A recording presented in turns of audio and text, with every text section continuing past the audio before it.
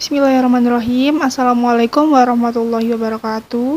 Puji syukur kita panjatkan kepada Allah SWT dan tak lupa salawat serta salam kita curahkan kepada Nabi besar kita, Nabi Muhammad SAW.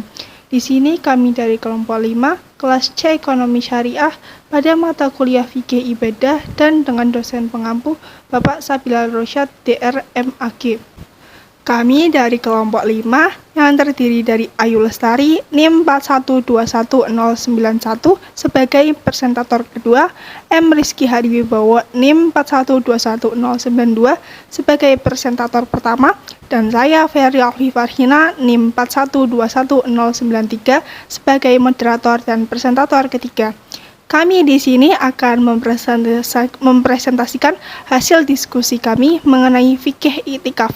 Apa sih itu iktikaf?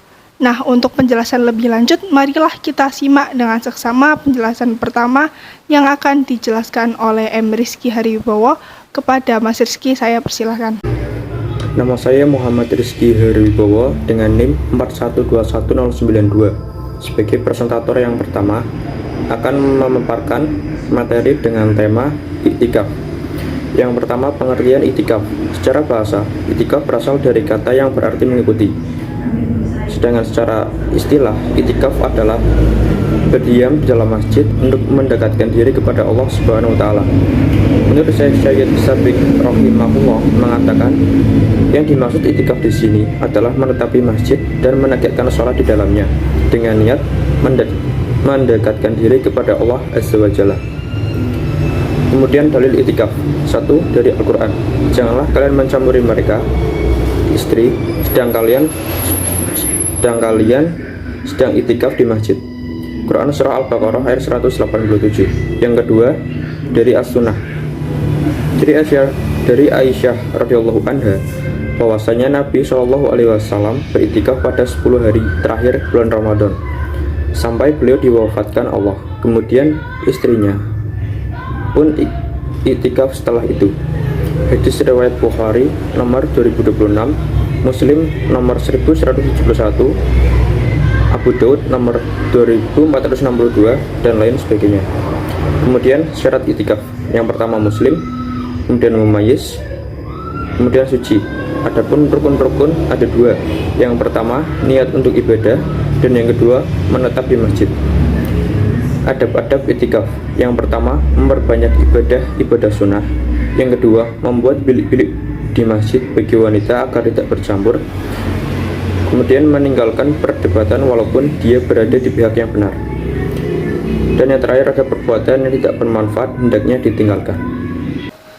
Baik, terima kasih Mas Rizky atas penjelasannya tentang definisi dari iktikaf, dalilnya, dan juga syaratnya. Nah, untuk melengkapi presentasi sebelumnya, penyampaian presentasi berikutnya akan disampaikan oleh Ayu Lestari. Kepada Mbak Ayu, saya persilahkan. Assalamualaikum warahmatullahi wabarakatuh. Perkenalkan, nama saya Ayu Lestari dengan NIM 4121091. Di sini saya akan menjelaskan materi yang selanjutnya, yaitu tentang hukum iktikaf. Hukum iktikaf adalah sunnah, kecuali iktikaf karena nazar. Imam Asy-Syaukani rahimahullah mengatakan telah terjadi ijma' bahwa iktikaf bukan kewajiban dan bahwa dia tidak bisa dilaksanakan kecuali di masjid. Waktu dan tempat iktikaf. Iktikaf itu bisa dilaksanakan di bulan Ramadan atau di luar bulan Ramadan. Jika iktikaf dilaksanakan di bulan Ramadan, secara waktu memang lebih afdal. Dari penjelasan Al-Hafidz bahwa para fuqaha berselisih tentang jenis masjid yang boleh dilakukan iktikaf di dalamnya. Yang pertama, sahnya iktikaf hanya di masjid yang dilakukan sholat 5 waktu dan juga sholat Jumat menurut Abu Hanifah, Ahmad, Abu Saur, dan Malik. Yang kedua, iktikaf sah dilakukan di semua masjid, termasuk masjid yang tidak mendirikan sholat Jumat menurut Syafi'i dan juga Daud. Yang ketiga, iktikaf hanya sah dilakukan di 3 masjid, yaitu Masjidil Haram, Masjid Nabawi, dan juga Masjidil Aqsa, menurut Huzaifah bin Yaman radhiyallahu. Yang keempat, sahnya hanya di masjid di Mekah dan juga di Madinah menurut Atta.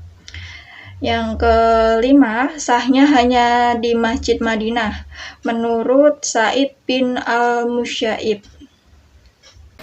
Baik, terima kasih Mbak Ayu atas penjelasannya tentang hukum, waktu dan tempat iktikaf.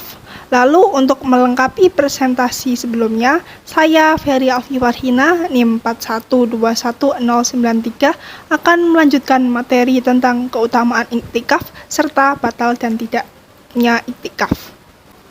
Fadilah atau keutamaan iktikaf. Yang pertama, iktikaf merupakan cara yang digunakan oleh Nabi Muhammad SAW untuk mendapatkan malam Lailatul Qadar. Yang kedua, orang yang melakukan iktikaf dengan mudah mendirikan sholat fardu secara terus-menerus dan berjamaah serta berpeluang besar mendapatkan saf pertama. Yang ketiga, iktikaf akan menjaga puasa seseorang dari perbuatan-perbuatan dosa. Keempat, dengan iktikaf membiasakan hidup sederhana, zuhud dan tidak tamak terhadap dunia yang sering membuat kebanyakan manusia tenggelam dalam kenikmatannya. Selanjutnya, batal dan tidaknya iktikaf. 1. Batalnya antara lain keluar masjid tanpa alasan, hilang akal, dan hubungan suami istri. Yang kedua, tidak batalnya antara lain keluar masjid seperti karena ingin buang air, makan dan minum, tidur, keluar mani sebab mimpi, memakai wangian, dan berbicara. Demikianlah presentasi dari kelompok kami, semoga bermanfaat bagi kita semua. Kami mohon maaf sebesar-besarnya apabila ada tutur kata yang kurang berkenan. Terima kasih. Akhirul kalam. Wassalamualaikum warahmatullahi wabarakatuh.